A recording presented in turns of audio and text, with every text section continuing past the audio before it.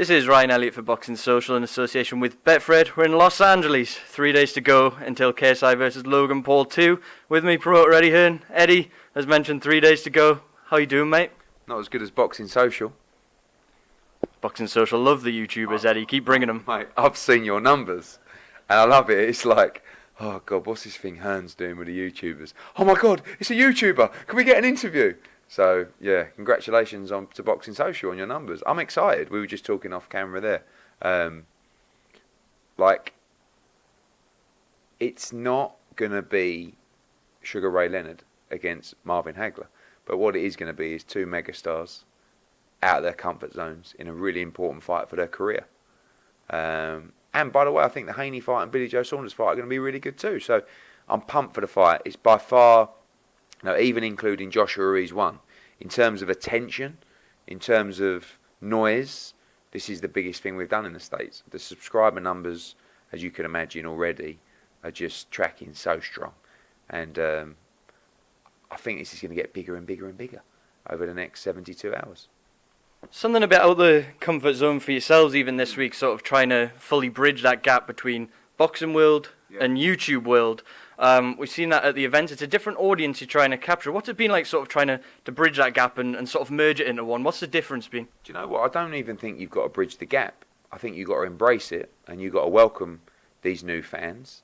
And when they're there, you've got to try and interact with them. You've got to try and show them some greatness of the sport. Probably no two better than Billy Joe Saunders and Devin Haney to do that. We've seen, doesn't matter whether it's the fighters that are on the card, whether it's my social handles, whether it's Matchroom's YouTube page, like how all our numbers have benefited. And that's the new audience that have come on board. So already, when people say, oh, well, they're not going to stay in the sport, well, already they're following, they're listening, they're watching. So that's job one. Job two is make them come again, make them watch again, make them buy a ticket, make them travel to a fight. And that's what we're trying to do. And we believe that boxing is such a great sport that once you do interact with it and watch it, that you will fall in love with it like we did. So already I'm seeing that the numbers are growing for fighters and around boxing. So, and the 72 hours, you're going to see it more and more and more and more. And you boys are going to keep having it off. And, there's only so many interviews you can do with Joe Weller. Not true. Not true by any means. We'll see you tomorrow, Joe, if you watch it, mate. Yeah, look, you mentioned there about making sure this isn't just a flash in the pan event, that these kids aren't getting a DAZN subscription, etc., and then just moving away when it's done. You said this is sort of almost a long-term strategy type thing. With that said, can we expect other YouTubers to be sharing cards with other Matchroom fighters in the future? I know Jake Paul's been talking a lot about potentially doing a deal with yourself. Is that part of the strategy to keep these guys involved? I mean, I can't say when I did this fight it was part of a long-term YouTube strategy.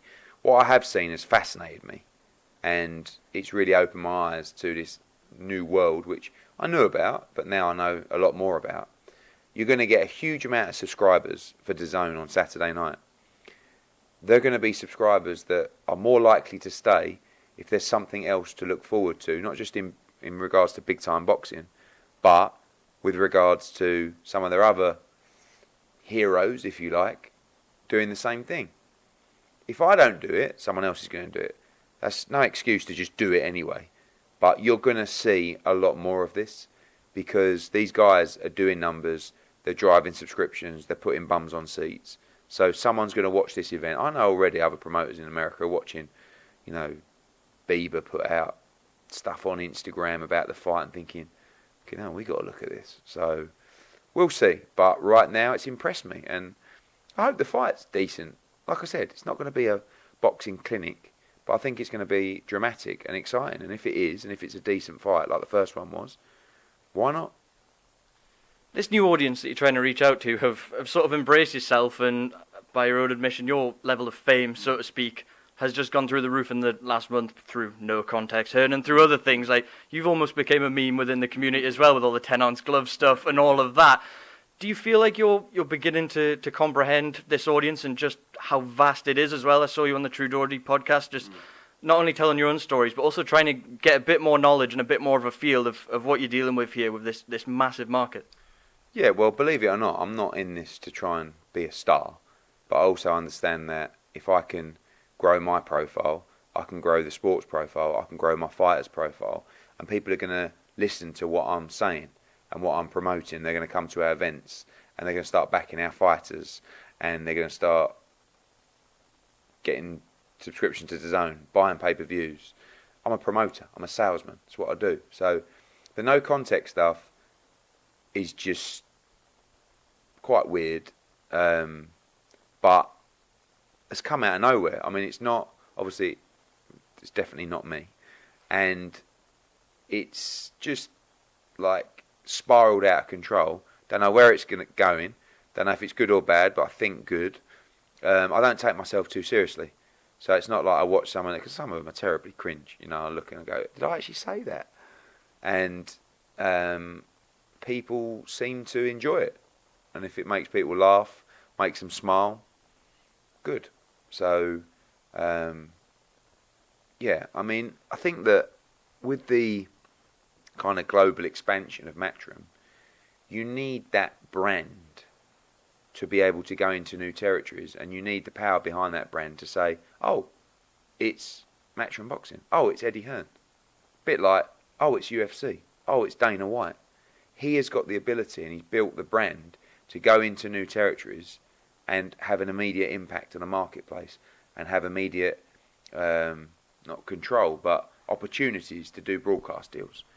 I'm no Dana White yet, but I'm getting to a level where the popularity of Matchroom, and even myself, sorry to be a little bit ego-based, is able to do that now.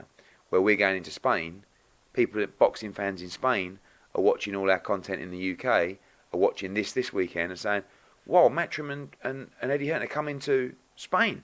Great, and we're in, and we're up and running. We don't necessarily have to build as much as we would do without that brand presence. So all this kind of stuff is good because it gives us that opportunity, and it can make us go into markets and events with almost that instant exposure and credibility. Just to go back to the open workout yesterday, Eddie, we caught you before. We didn't catch you after what we'll call chaos. I'm not even going to try and get into who pushed who and who said what, because it was a who's who at ringside of who was doing what. What on earth was going through your mind when all that was kicking off? To be honest, I said in an interview with Coogan, I really feel like in boxing, boxers are going to get criticised a lot quicker than these guys are going to get criticised. So although we all like a little bit of hype as a promoter, you kind of want the boxers to act with a certain amount of decorum, and these guys, I'm not as bothered, to be honest with you, because it is like a bit of a one-off. I'm not saying these aren't necessarily examples to other people of professional boxers. They are professional boxers, maybe for one fight, maybe for more, but they're also YouTubers, they're entertainers, and they're going to behave in that way. They do this for a living. They drive content, they try and drive views. So they're going to do stuff that's going to be a little bit controversial, it's going to drive views. What happened last night, because I've watched it back, when I was behind KSI, I thought Shannon went for KSI. He didn't. He went for his security guard, sort of around the side of him. And you're going to see loads more of this tomorrow. But one of the things I found is they both really want to win, but the teams want to win as well. So you know Vidal Riley, like he's close to KSI. He's so emotionally invested in this. He wants them to win, and so are his little crew and his sidemen, and his security and all that. And same with Shannon Briggs and Jeff Mayweather and all these guys, and Jake Paul, of course. So that gives it even that extra narrative. So I thought it was absolute madness at the workout, but that's what you want. I want madness. This whole event is madness, And guess what? Madness really fucking sells. And there's a no context Hearn for you straight off the bat, because that'll be used tomorrow, I guarantee it. It does. People are talking about it. People are obsessed with this fight, and that means it's going to do huge numbers. You're talking there about the teams and the emotional investment from both sides. Both of these guys have almost made a conscious effort to have real boxing people around them. You know, Logan's had Shannon Briggs right there, doing what he does, making lots of noise, but also helping out alongside in camp. KSI especially has got a lot of experienced boxing heads around him. Even you look at Jeff Mayweather, having Stitch Duran there around him in camp, you know, dropping pills of wisdom, I'm sure. Vidal's there with him. How beneficial is that for both guys, particularly KSI having that level of experience around them? And do you think they can fully appreciate that sort of experience around them? Yeah, it's priceless, but you're not going to turn into a seasoned fighter in, you know, a 12-week camp. I mean, they've been boxing now for a couple of years, both of them, but you're not going to be a world-class fighter having, you know, taken up boxing in your late 20s and never done it before. But I think the difference between the two camps is KSI's camp, he's probably got people who are a little bit more emotionally involved and a little bit closer to him. He's very close with Vidal Riley, and that can make a difference in a fight like this. Shannon, I don't know how close they are with Logan. You know, is it just a relationship that's worked? And, you know, is Logan going to come unstuck during a round and he's going to come back and Shannon's going to go, look at him, look at him. Whereas Vidal might say, listen, stay calm and remember when we did this and did that, and that could make a difference in the fight. Or someone could just walk out and chin the other one and lay him out cold in the first minute of the fight. Absolutely anything can happen. Devin Haney, caught him earlier when he was going to his photo shoot. He kind of gave me a few minutes of his time. He was quite honest and quite open about the fact he can't stay at 135 forever. He's starting to feel the struggle just a little bit. He told me he's probably got 2-3 fights in him at 135, and he's looking at the Campbells and the Lomachenkos next year. Huge fights that will be made for him at 140 as well when he's ready to go. Yeah, I think he didn't make the weight great against Moran, and then he made it really well against Abdullayev. Again, every camp, every bit of weight making is a struggle for him, and you can't go into fights not 100% because you'll become unstuck at world level. Even this kid he's boxing, he's undefeated, he's game, he can punch, he's got an absolute golden opportunity for himself to become world champion. So, you know, he's got to be on it. I believe he will be. I believe he'll look great. Javier Fortuna is his mandatory, which he'll have to probably take care of very early next year. Then I think he should be looking at the Luke Campbells and those kind of fights. He will move to 140 next year, probably the back end of next year. And I believe he's going to be a multi-weight world champion. I think he's an exceptional fighter.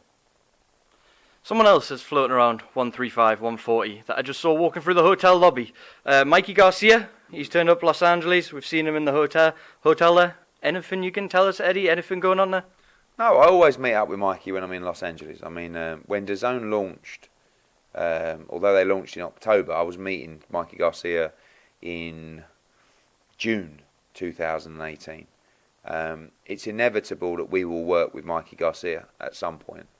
It's just a case of when and who, and it's something we continue to discuss. Some big fights there to be made with your stable alongside Mikey Garcia. You said you expect to work with him at some point. Do you think that'll be in the near future? Yeah, I think so. I mean, I love the Josh Taylor fight. You know, I'd be interested to speak to his team about that fight. It's a huge money fight for Josh Taylor. He still likes the opportunity to go at 47. This is Mikey. I'd like to make the Danny Garcia fight. I mean, Regis Prograis is a good fight as well at 140. So there's plenty of fights for Mikey out there. And again, yeah, I think 2020 will be our year to finally work together. I spoke to Johnny Nelson earlier about Billy Joe Saunders. He told me he believes Billy Joe is firmly in the window for Cinco de Mayo, the big fight that everyone between 160, 175 will be praying for against Saul Alvarez. All being well, no freak injuries or losses on Saturday. Do you think he is actually one of the front runners for that big fight going into next year? I think he's definitely being considered, yeah. I mean, you know, we've got 5 guys in Gennady Golovkin, Callum Smith, Billy Joe Saunders, Demetrius Andrade, Dimitri Bivol. I mean, what a quartet, singlet? Something, a quartet plus one of great fighters who could fight Canelo. The truth is, as pound for pound number 1, Canelo Alvarez is going to fight who Canelo Alvarez wants to fight. And DAZN are going to have their preferences, but ultimately it will be a decision from Canelo and his team. Again, we represent those 5 guys. and it would be an honour to get another crack at Mr. Alvarez. For me, the Gennady Golovkin fight is a huge fight. It's definitely one that DAZN want. It's definitely their number one pick. And really, Saturday for Billy is about winning, but also making a mark on your US debut. For people to say, I think he's got a good shot against Canelo. He believes he beats him. But you need people to buy into the fact that that's a great fight. And he can do that with a good performance on Saturday. With Billy Joe, general consensus is the better the opponent we see him in with, the better he will be. Do you think we need to see him in an elite level fight for us to truly see the best of Billy Joe at 30 years old now? Well, you'll see that against Canelo. I mean, and I think if he doesn't fight Canelo, he should fight Callum Smith or Demetrius Andrade. They're two great fights where you're going to see the best of Billy Joe Saunders, because they're all elite fighters. Callum Smith's got to beat John Ryder first. That's a tough fight on November 23rd. So yeah, I agree with that. I think you get the best out of everybody when they step up to that level, but you can't just use that as an excuse and look average on Saturday and say, well, the guy weren't great. Don't work like that. You've got to go out there and show your class, and Billy Joe's got all the class. Chavez Jr. Jacobs. Chavez Jr. Declined to give Vada a sample. All up in the air. It looks like he can't fight in Nevada. Is it possible that fight is moved elsewhere and goes ahead? Yeah, I think it's very possible. Phoenix. There was always three options for that venue: Phoenix, Las Vegas, and Texas. It was never signed, never agreed. He didn't enroll to Vada, and they turned up to test him. He's had a lot of issues, and is, I think, quite paranoid about that situation, and didn't test with Vada. If he fights, wherever he fights, he's going to have to sign to Vada, which is not a problem for him to do. Arizona, other commissions are fine with him fighting in their territory, so long as he signs to Vada. And once he's signed to Vada, obviously he has to make sure that he's there on the whereabouts scheme for all his tests. But there's a very good chance that fight will be announced this week. Sticking with the doping theme, the Vada theme, Julio Cesar Martinez and Ray Vargas cleared by the WBC, even though they both tested positive for clenbuterol. Obviously, Julio Cesar Martinez, your new signing. What do you make of that situation, Eddie? What can you tell us about that? I actually haven't been informed about that. Firstly, I mean, look, with Martinez, it's a co-promotion with us and Canelo. Without knowing the true facts, it don't look great, being quite honest. And the whole meat thing, I don't know. I mean, the fact that it's been dismissed so easily, maybe it is a real thing, but it just don't sound great, does it? And you've got Dillian White out there who's been cleared by UCAD and not suspended, but yet he's been suspended by the WBC. So I don't know, the whole thing's madness. But Martinez is cleared to box, and he will box for the WBC world title. And I saw it this morning, and haven't really looked into it. But again, yeah, I don't know. I haven't had a report on levels or whatever, but it's got to be dealt with by the people who are responsible to deal with it, which in this instance are Vada and the WBC. One of the big problems with Vada is they can't do anything, and they don't do anything. Someone needs to be... one of the good things with UCAD is UCAD will ban you, right? But Vada can't and won't. So who will ban you over here? That's where I think you need a governing body, or even Vada, I don't know, or a national body to say, no, this is the procedure for anyone who fails a test. Because ultimately the WBC are making a decision on sanctioning tests, and they are not a testing agency. Eddie, I appreciate you've got a dinner reservation. You've kindly let us come up here and do this interview at a very late hour.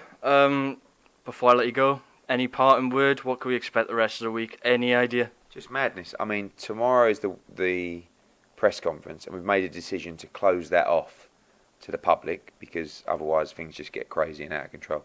The last press conference, I was getting things going past my ear. I was at 500 miles an hour. So I think it's going to get intense, because they really want to win.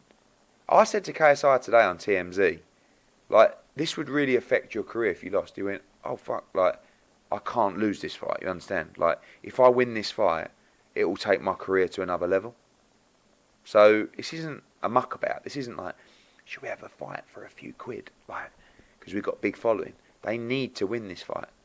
And as you get closer to them, and you'll see as the week goes on, like, the teams, they really want to win badly. I think it's going to be really, really exciting. Eddie Hearn, a pleasure. Thank you very much for speaking to Boxing Social. We'll see you tomorrow after we've got the YouTubers out of the way with first. Yeah, well, obviously you need your views.